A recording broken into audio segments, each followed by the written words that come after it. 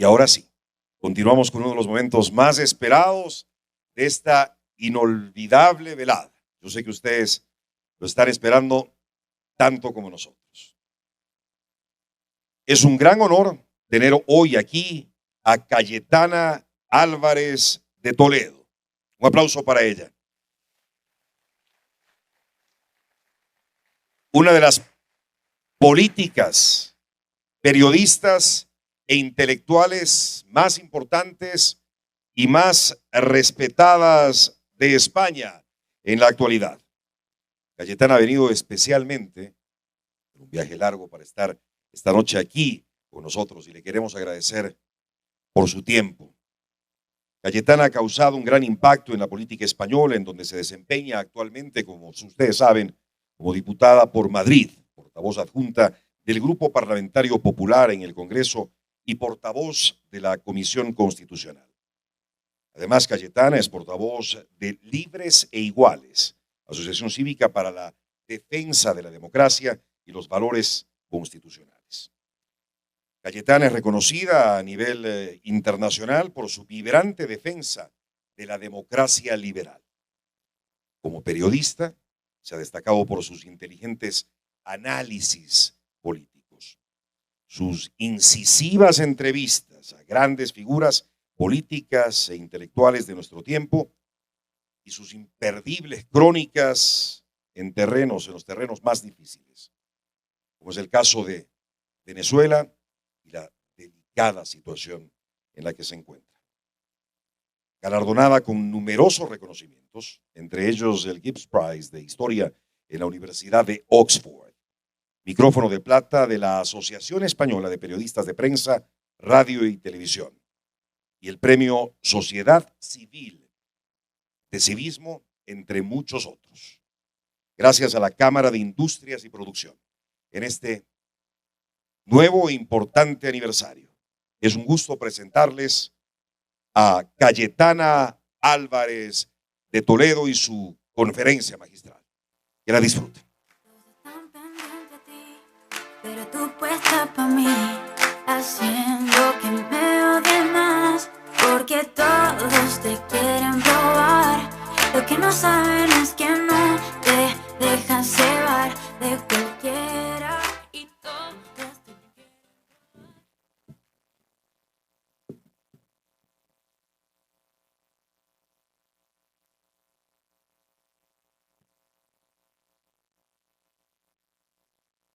Distinguidas autoridades, distinguidos afiliados a las cámaras de industrias y producción, estimado Ignacio, querida María Paz, no os veo con el humo, pero sé que estás por allí. Ante todo, muy feliz cumpleaños.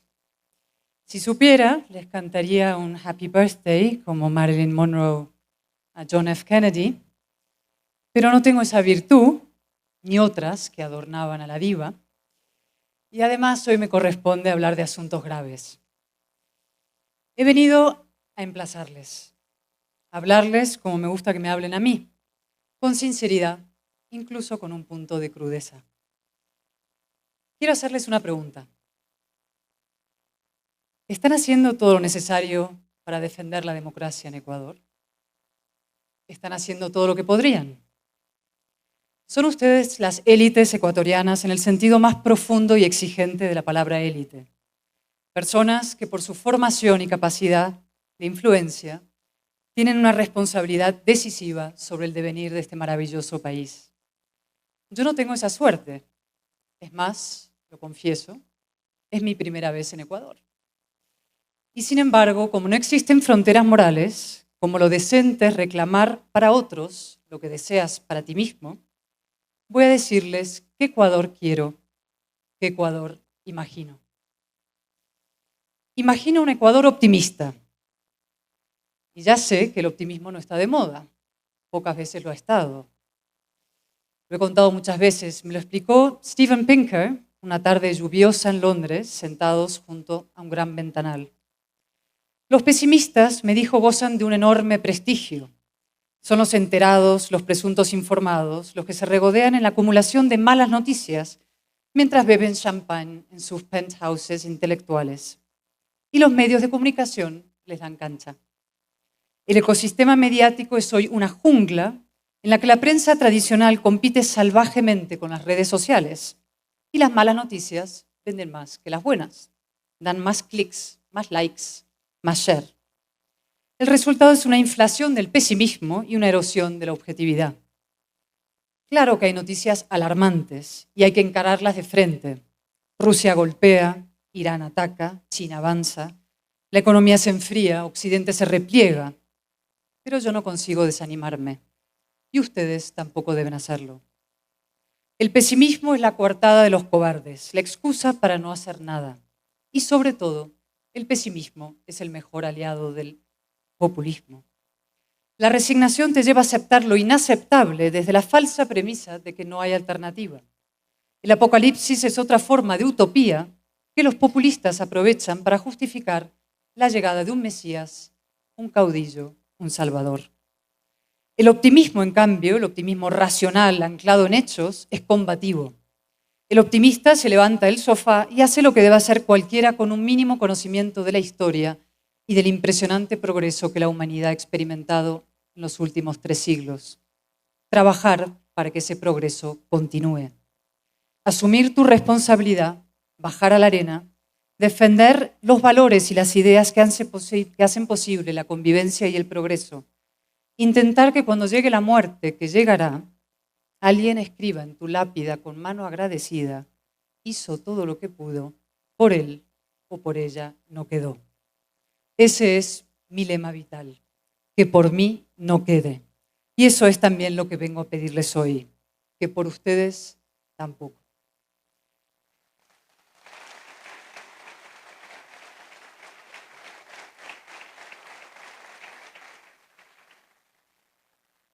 Yo imagino un Ecuador con políticos de calidad. Por calidad quiero decir cosas muy concretas. Decencia, inteligencia y solvencia. Políticos que digan en público lo mismo que en privado. Que entiendan que las formas perfeccionan la verdad. Esto me lo enseñó mi madre en mi febril adolescencia. Y que las legítimas ambiciones personales son tributarias del bien común. El bien común. Ese sintagma tan sencillo y a la vez tan grande. ¿Hay políticos así? Claro. ¿Abundan? En ningún país del mundo. Hace un par de años murió mi maestro, uno de los grandes hispanistas del siglo XX. Se llamaba Sir John Eliot y era un hombre vertical, austero, íntegro y exigente. Con él aprendí a valorar los hechos objetivos y la palabra clara. Con él descubrí la historia de este deslumbrante país que es el vuestro, la fundación de esta bellísima Quito, la dramática ejecución de Atahualpa, la complejidad y las contradicciones de la sociedad colonial. Y con él también confirmé una intuición heredada de mi padre. Nada influye más en el destino de una comunidad que el carácter de sus líderes, cobardes o aguerridos, soberbios o sencillos, despóticos o liberales. Cuando le conté a Sir John que había decidido abandonar la delicada penumbra de los archivos hispanoamericanos por la estridente redacción de un periódico en Madrid, sacudió tristemente la cabeza. Le pareció una degradación intolerable. Cuando unos años después lo llamé para contarle que dejaba el periodismo por la política, casi se desmaya. Cayetana, vas cuesta abajo y sin frenos. Pocos oficios hay más desprestigiados que la política, y con motivo. La tónica es la mediocridad, cuando no el esperpento. Individuos con poca educación y ningún escrúpulo, que suplen la ausencia de argumentos con ataques ad hominem personales y atajos sentimentales, que anteponen la más vulgar propaganda a los grandes proyectos de país, que están mucho más pendientes de TikTok que del interés general. El resultado es una ruptura del vínculo afectivo entre los representantes y los representados, una crisis no política, sino de la política, que está socavando las bases mismas de la democracia liberal. Y se nota especialmente entre los jóvenes. Jóvenes desencantados, apáticos, enganchados a las redes sociales y desenganchados de la política. Jóvenes que sentencian ¿para qué votar si al final da igual? Pues no, no da igual. Pocos oficios hay más devaluados que la política, pero ninguno hay más importante. Los políticos somos, la primera élite de la sociedad, en el sentido de que nadie tiene más responsabilidad que nosotros.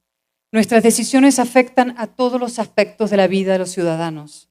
Desde lo más básico, asegurar el suministro de luz eléctrica, y ustedes saben mejor que nadie lo que suponen los apagones, hasta lo más drástico, combatir la pobreza, gestionar una pandemia, participar en una guerra, es decir, la salud, la vida y la muerte.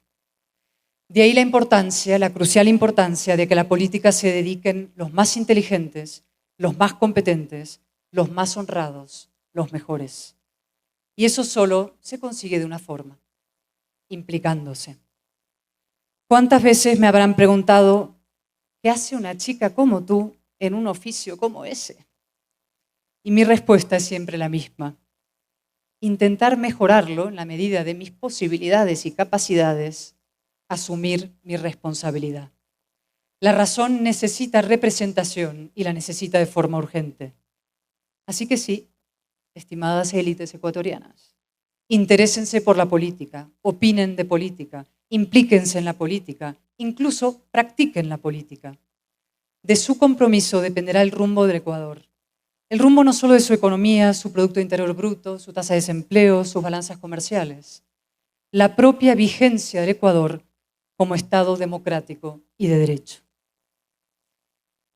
Yo imagino un Ecuador libre de populistas. El populismo no es una ideología.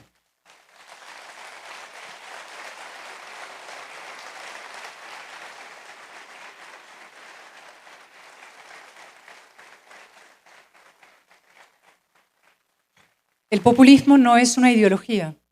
Hay populistas de derechas y de izquierdas, de centro y de la nada. Tampoco es exactamente una forma de hacer política. Más bien es la antipolítica, su principal enemiga, porque se disfraza de política para destruirla. El populismo es el impúdico culto al pueblo con espurios fines antidemocráticos y puede detectarse fácilmente a partir de una simple observación. Fíjense bien, todos los populistas tienen dos pésimas costumbres. La primera consiste en tratar a los ciudadanos como si fueran menores de edad, a los que no se les puede decir la verdad, no vaya a ser que no la entiendan, o peor aún, que sí la entiendan y luego no les voten. Esa costumbre se multiplica exponencialmente en los discursos dirigidos a los más vulnerables y a los jóvenes. Ahí el populista se convierte en el hada madrina de un cuento infantil. Todo mimos, todo halagos, todas promesas de imposible cumplimiento. En realidad, más que una hada madrina, el populista es un padrino, a lo Vito Corleone. El populista trata a los ciudadanos como a niños para asumir él o ella la condición de papá o tutor perpetuo. No quiere ciudadanos libres, sino súbditos dependientes de su soberana voluntad. Tú para siempre mi siervo, yo para siempre tu amo. La segunda característica del populista es su afición a la estrategia perversa del divide y vencerás. Como no puede gobernar por adhesión, lo hace por odio. El populista rompe, fractura la comunidad política, el demos, en colectivos y los enfrenta. No gobierna para todos, sino contra una mitad. Su fin es el poder absoluto y su medio la polarización. Ricos contra pobres, obreros contra empresarios, mujeres contra hombres, indígenas contra criollos, mexicanos, colombianos y ecuatorianos contra españoles. La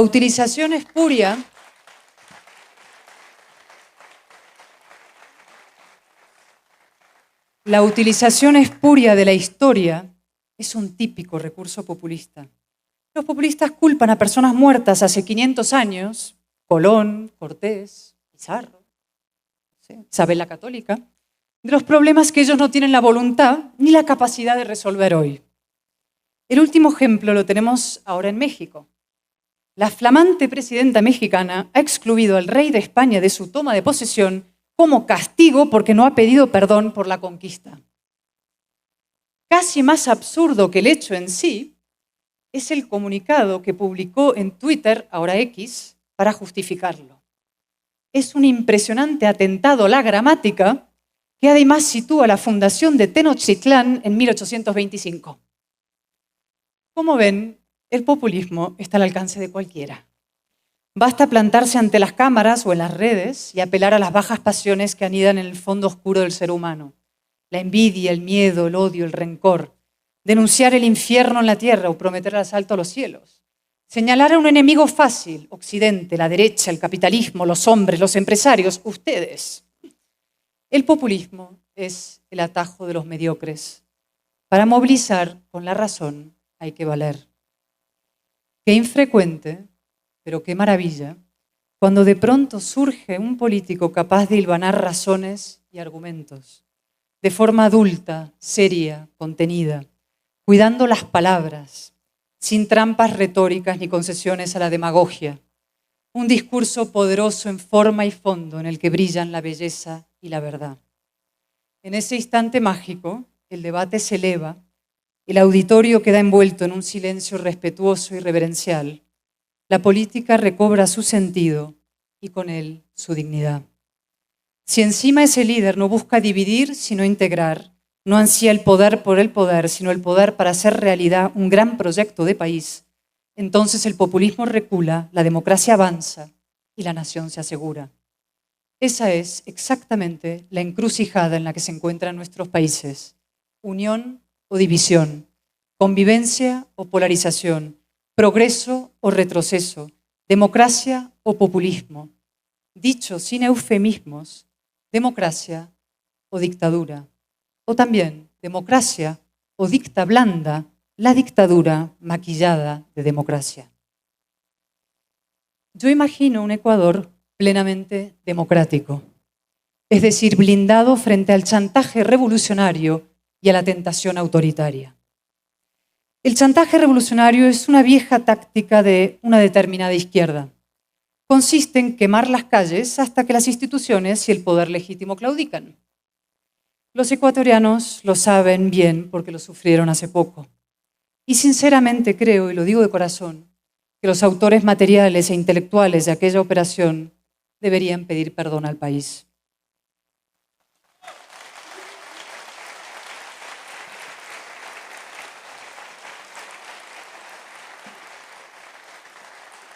Pero también ha ocurrido en Chile y en Colombia y en muchos otros países.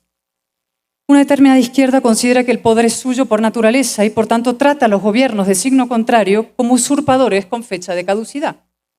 Su método es la agitación y su aliada, la crisis social y de valores que ella misma se encarga de alentar. Cuando los gobernantes trasladan la falacia de que las cárceles, por ejemplo, son bastiones de una cultura autoritaria y represiva, cuando permiten que criminales y narcotraficantes queden impunes o, mucho peor, pactan con ellos, cuando toleran la corrupción y hasta la practican, el crimen avanza, prospera, se adueña del territorio y de las instituciones, atrae vocaciones, se convierte en la carcoma de una sociedad desorientada y en la tumba de miles y miles de jóvenes. Otro ejemplo, el mismo de hace poco, es México también. ¿Cuál es el verdadero legado de Andrés Manuel López Obrador? Llegó con el lema abrazos, no balazos, es decir, abrazos a los que dan balazos. Se marcha con 200.000 muertos en 6 años. Una devastación. Yo no quiero eso para Ecuador. Lo que Ecuador necesita son instituciones fuertes y limpias, una justicia independiente e insobornable, policías eficaces y una sociedad con valores, entre ellos el respeto a la autoridad. A la autoridad, ojo, no al autoritarismo. Lo he dicho antes, imagino un Ecuador plenamente democrático, es decir, también blindado frente a la tentación autoritaria. Las encuestas marcan una tendencia inquietante en América y en Europa. Las nuevas generaciones no se sienten afectivamente vinculadas a la democracia. Hijas de la larga paz liberal la dan por sentada o apenas la valoran. No han sufrido en carne propia su alternativa, el régimen de partido único, la represión, la censura, la dictadura. A ese adanismo o a esa inopia, el desconocimiento, se añade el hartazgo que sienten muchos ciudadanos ante fenómenos como la criminalidad y la corrupción, que imputan a la democracia, pero que en realidad son fruto de su repliegue y deterioro. La gente empieza a reclamar soluciones drásticas, rápidas, expeditivas, mano dura. Que hay que violar las normas, el fin justifica los medios. Que hay que pisotear los derechos humanos, mis derechos vienen primero. Los hombres fuertes, incluyo mujeres en la categoría genérica, están de moda, sí. Líderes con carisma y sin contemplaciones. Incluso empieza a surgir una nueva modalidad de autoritarismo. No ya una dicta blanda, sino una dicta cool. La dictadura pasada por Instagram, con fotos de presos hacinados en cárceles que parecen reportajes de Vogue. En realidad, estos hombres fuertes se parecen bastante a lo que yo bauticé un día como burros de Troya de la democracia y que asoman a izquierdas y derechas. Los burros de Troya se disfrazan de demócratas para socavar la democracia desde el interior. Cabalgan a lomos del miedo, el odio, la ignorancia y la polarización. Llegan mediante elecciones, sí, pero pronto le cogen el gusto al poder y empiezan a maniobrar para perpetuarse. Colonizan una a una todas las instituciones, empezando por la Fiscalía y los máximos órganos constitucionales o de justicia. Usan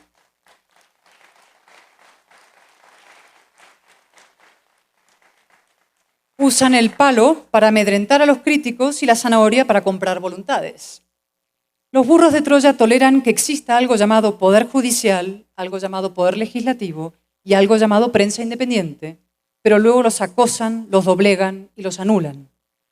Unos burros de Troya actúan en nombre de la justicia social, otros en nombre de la paz social.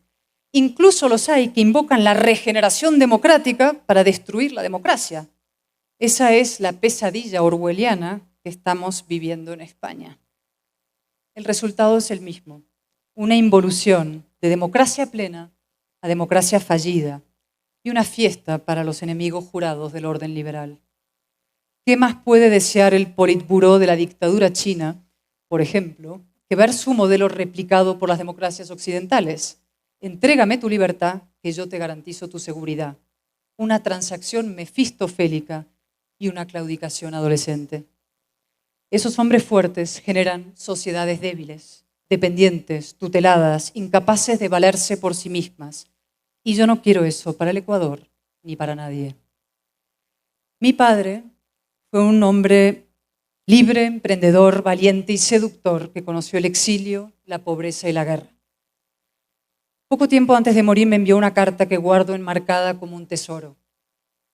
El individuo, decía, siempre contará más dentro del género humano que el colectivo. Por lo tanto, debemos dedicarnos a forjar individuos, mal que pese a los que buscan mayorías que ya llegarán después por añadidura. Forjar individuos, adultos, responsables, críticos, exigentes, soberanos, dispuestos a ejercer su libertad y a respetar la de los demás, verdaderos ciudadanos. Esa es la gran tarea de la democracia liberal y no debemos renunciar a ella ni lo que ella conlleva, nuestra radical superioridad moral. El autoritarismo no es firmeza ni es valentía, es un atajo hacia el abismo, seguridad para hoy y servidumbre para mañana. La respuesta al caos iliberal no es un orden igualmente iliberal, es un proyecto liberal de nación, este sí, valiente y firme. Yo imagino un Ecuador liberal, es decir, una nación capaz de aunar el pluralismo, el progreso y la paz. Y subrayo lo de nación, no un Frankenstein de tribus identitarias o territoriales más o menos desunidas, una comunidad de ciudadanos vinculados por la historia y con un proyecto sugestivo de vida en común. Eso requiere dos cosas, tener ideas y tener coraje. En 1989 cayó derribado el muro de Berlín. 3 años después, Fukuyama decretó el fin del orden liberal, el triunfo, del orden liberal y el fin de la historia. Y los liberales, la derecha para entendernos, se acomodó en el sofá de la tecnocracia y se echó a dormir. Ni siquiera celebró su victoria. Al revés, Muy pronto empezó a dudar de sus logros y hasta de sí misma, permitiendo que la izquierda, en un insólito ejercicio de travestismo político, se reinventara ideológicamente e incluso se hiciera dueña del relato.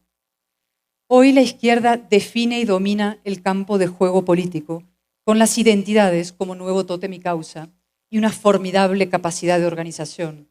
El Foro de Sao Paulo, el Grupo de Puebla, Zapatero con Maduro, Sheinbaum con Petro, y detrás Putin, Xi, los ayatolas, financiados, articulados. Mientras tanto, el mundo liberal, la derecha dividida, desorganizada y a la defensiva, se consuela con que de vez en cuando la dejen gobernar. Es lo que definí un día como el tablero inclinado de la política. La izquierda siempre está en la parte alta del tablero, jugando con ventaja. La derecha, mientras tanto, bracea en la parte baja.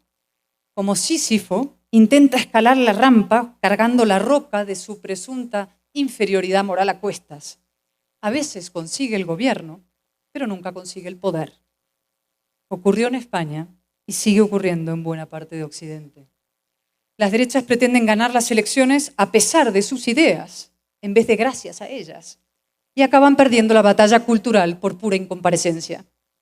Las derechas se empeñan en creer que los ciudadanos son máquinas materialistas a las que solo les importa el bolsillo, y no es verdad. Los seres humanos tenemos ideas, ideales, aspiraciones. Somos animales morales. Las derechas insisten en distinguir las ideas de la gestión, como si la gestión no fueran ideas encarnadas, y como si las ideas liberales, la igualdad ante la ley, la seguridad jurídica, la propiedad privada, la economía de mercado, la sociedad abierta, no fueran precisamente las que han sacado a millones de personas de la pobreza, aunando justicia, progreso y dignidad.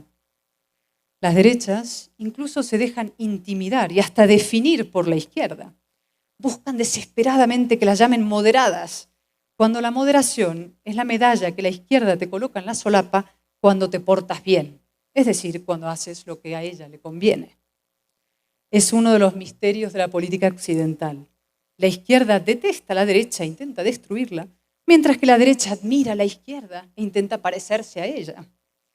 La solución, obviamente, no es que la derecha odie a la izquierda de forma recíproca. Eso sería caer en el guerra civilismo que promueven los polarizadores.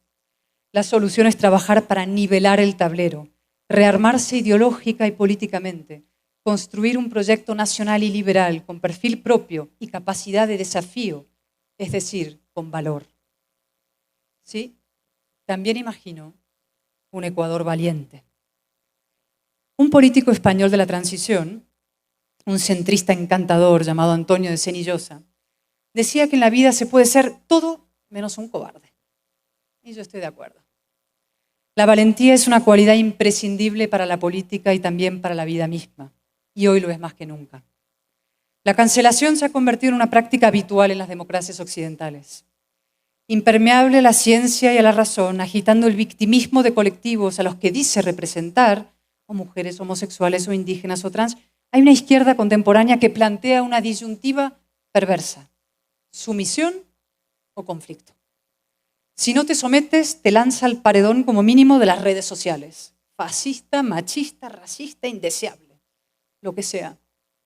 A veces incluso consigue echarte del tablero. A mí me pasó, pero volví. Lo digo siempre y lo repito ante ustedes en este histórico teatro, en esta noche tan feliz.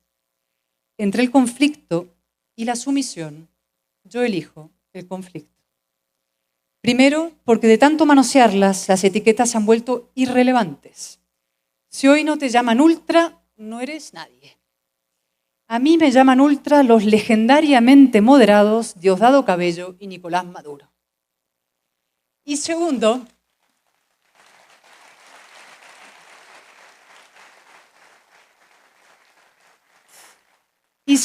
por un motivo más profundo, también aplicable a la vida.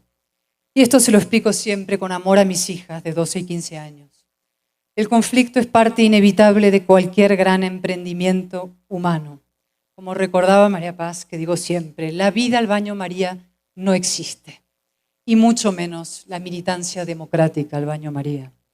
Defender la democracia y el Estado de Derecho, denunciar la corrupción, combatir el narcotráfico, proponer un proyecto ambicioso y reformista, nada de esto puede hacerse sin un alto grado de resistencia sin conflicto y sin coste. A veces, es verdad, ese coste supera lo más sagrado. Pienso en tantos: Navalny, asesinado en una cárcel siberiana, en las mujeres iraníes ejecutadas por el mero hecho de quitarse el velo y pasear sus melenas al viento. Y sobre todo, pienso en mi queridísima amiga María Corina Machado, una mujer a la que todos los demócratas del mundo deberíamos levantar un monumento.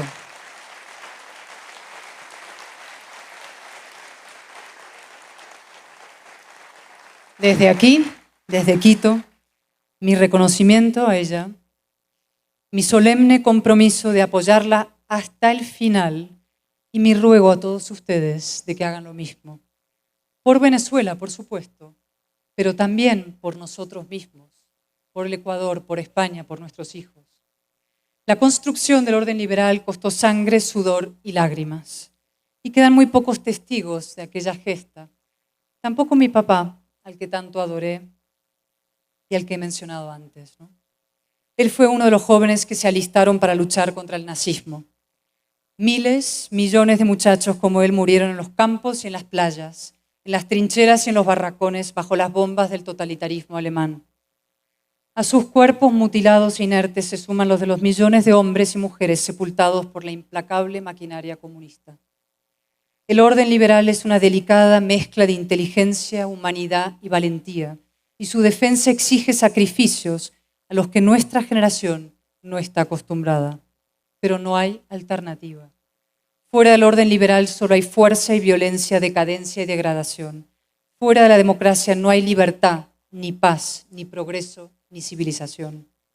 Comprendámoslo de manera profunda y eduquemos a nuestros hijos en consecuencia. Si yo imagino un Ecuador cuya juventud no solo no quiera emigrar, sino que quiera contribuir aquí a la construcción de un país mejor. Hace unos meses el gobierno de España, suma de socialistas y comunistas, reformó la ley de educación. Lo hizo para rebajar todavía más la exigencia en los colegios. Menos exámenes, más fáciles, y asignaturas, digamos, blanditas, soft, light, woke. Por ejemplo, matemáticas socioemocionales con perspectiva de género. No, se ríen, pero es que eso hay que ir a estudiarlo luego. Matemáticas socioemocionales con perspectiva de género. Tiemblan los chinos y la competencia en general. Bien lo saben ustedes, que son los grandes emprendedores y productores, empresarios del Ecuador.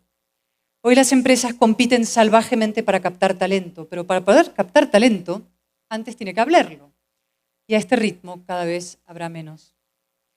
Uno de los fenómenos más nocivos, más deleterios de la última década es la destrucción de la figura del experto, derribado de su pedestal como las estatuas de Colón o de Washington o de Hume. El periodista degradado a la condición de tuitero, el parlamentario reducido a palmero, el científico homologado al curandero y en cambio el influencer erigido en preceptor, el tiktoker encumbrado como un oráculo y casi cualquiera elegido presidente del gobierno. Flotamos en la era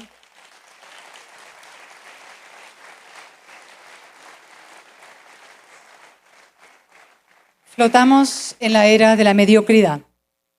El conocimiento, la experiencia y el mérito, los hechos, la ley y el esfuerzo, los pilares del progreso han sido arrumbados como si conformaran un canon caduco, el reaccionario mundo de ayer.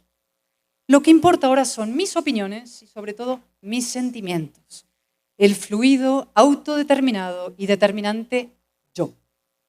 No es que el mérito se desprecie, es que se combate con la hazaña del cruzado.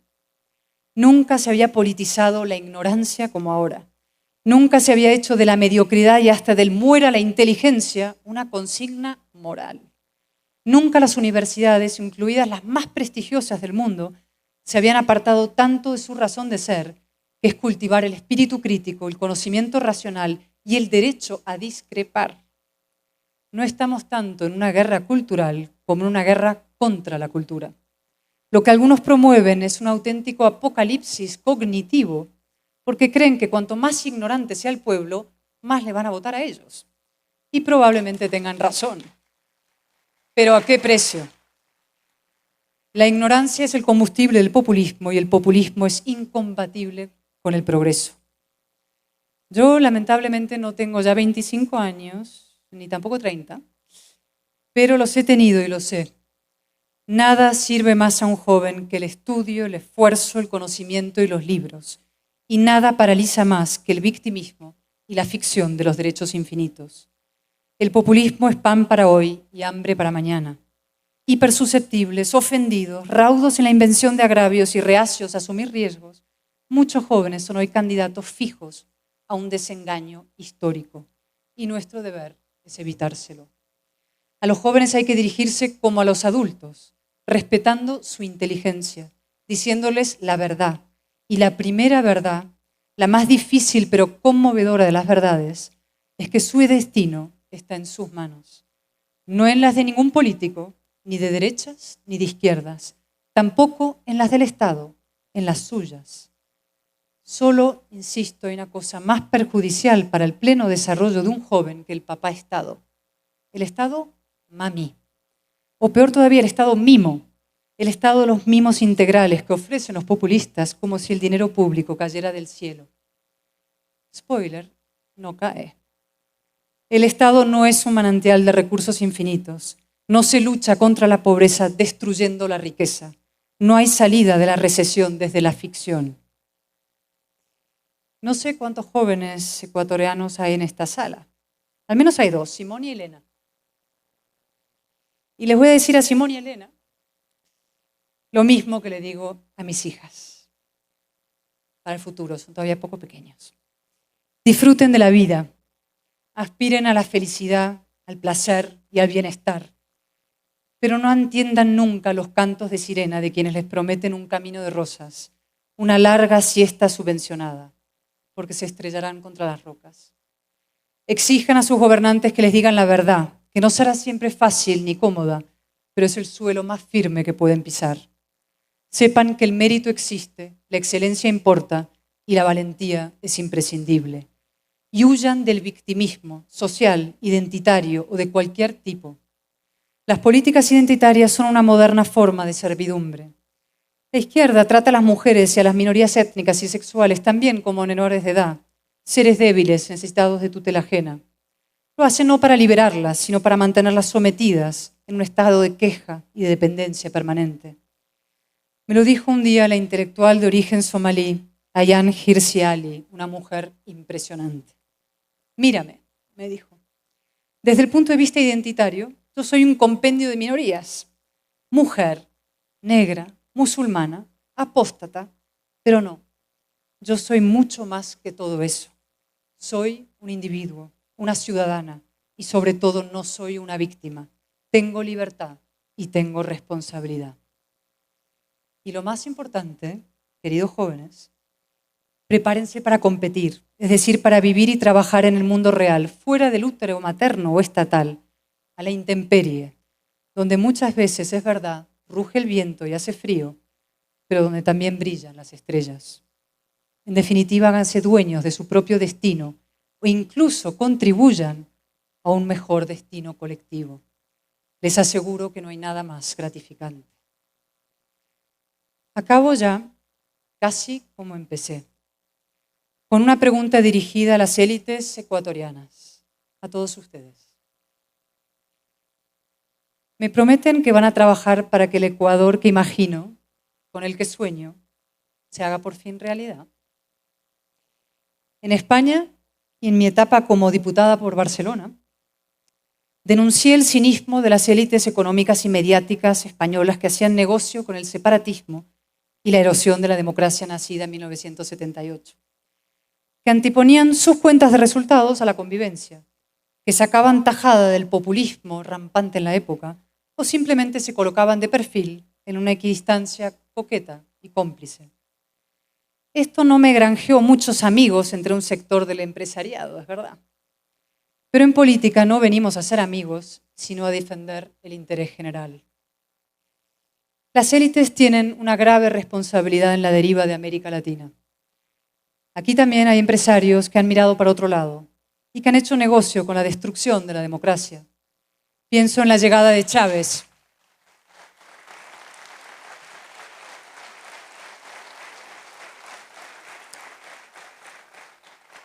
Pienso en la llegada de Hugo Chávez, en el atrincheramiento de Maduro o en la impunidad de la que ha disfrutado López Obrador hasta el último minuto.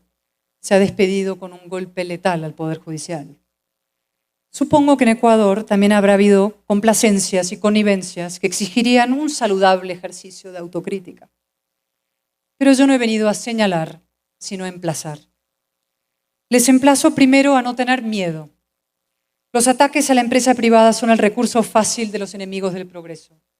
Quieren acabar con los ricos para que todos seamos igualmente pobres. Y un país necesita seguridad jurídica, capital, inversión, industria, crecimiento y empresarios. Cuanto más y más fuertes, mejor. Y luego, les animo, con toda la energía de la que soy capaz, a implicarse en la defensa de la democracia. Participen en el debate público. Ayuden a que surjan liderazgos competentes y decentes que pongan fin a la crisis de representación. Abran debates necesarios. Propongan soluciones imaginativas y valientes y viables a los desafíos del país, en todos los ámbitos, la energía, la educación, el empleo, la seguridad. Contribuyan a la imprescindible restauración de una conversación nacional inteligente y útil. Con esto no quiero decir que se conviertan en políticos ni que militen en tal o cual partido. Lo que les pido es que sean militantes de la democracia. Lo que les pido es que inviertan en su democracia. Les aseguro que no hay inversión más segura ni más rentable. Es una de las lecciones más bellas y más emocionantes de la historia. Lo moral es lo eficaz. Y el Ecuador, esta pequeña gran nación en la mitad del mundo, este mágico paraje, cuna de una de las epifanías científicas más trascendentales en la azarosa historia de la humanidad, lo volverá a demostrar. Muchas gracias y muy feliz cumpleaños.